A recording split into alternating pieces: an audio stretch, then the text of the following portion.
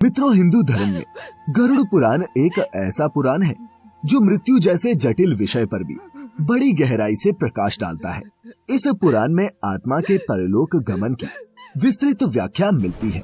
गरुड़ पुराण के अनुसार रीति और नियम से किए गए कार्य से ही आत्मा को अगले जन्म अर्थात नए शरीर में उसके प्रवेश के द्वार खुलते हैं या फिर वे स्वर्ग में जाती है।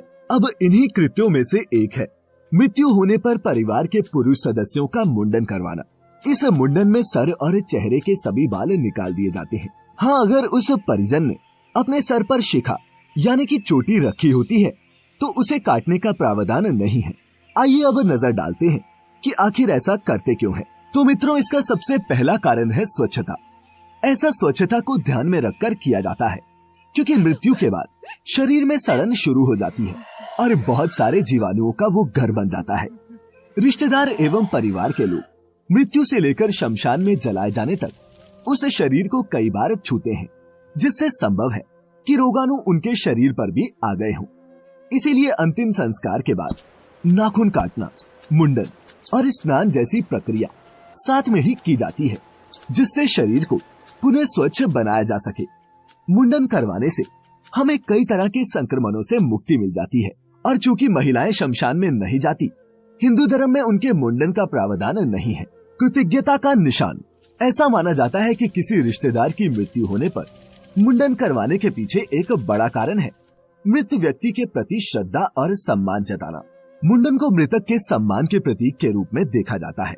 मृतक ने अपने परिवार को उनके लिए बहुत कुछ करने के बाद उन्हें कई सालों तक प्यार करने और इतने समय के लिए कई मामलों में उनके साथ खड़े रहने के बाद उन्हें छोड़ दिया है।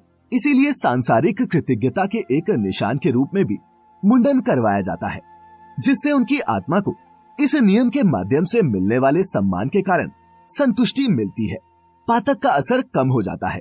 जिस तरह घर में बच्चे के जन्म के बाद सूतक लगता है, उसी तरह गरुड़ पुराण के अनुसार परिवार में किसी सदस्य की मृत्यु होने पर लगने वाले सूतक को पातक कहते हैं।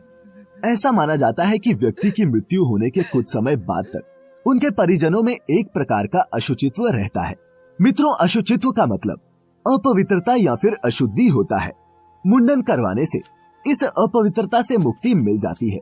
इसीलिए मृत व्यक्ति के परिजनों को 10 दिन तक तथा अंतक्रिया करने वालों को 12 से 13 दिन तक यानी कि स्पिंडीकरण करने तक पातक का पालन कड़ाई से करना होता है।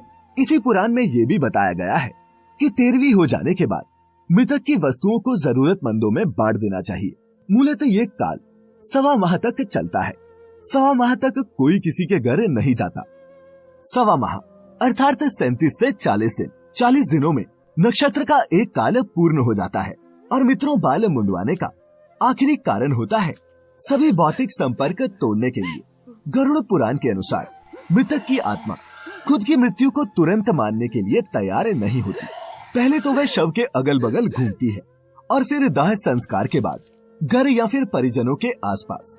परंतु इंद्रियों के अभाव के कारण उनका भौतिक संपर्क नहीं हो पाता और इस संपर्क को बनाने में सर के बाल सहायक सिद्ध होते हैं। इसीलिए इस संपर्क को पूरी तरह से तोड़ने के लिए ही सभी का मुंडन किया जाता है। तो मित्रों, ये थे वो प्रमुख कारण जिसकी वजह से हिंदू धर्म में स्वजन की मृत्यु के बाद उनके परिजन मुंडन करवाते हैं।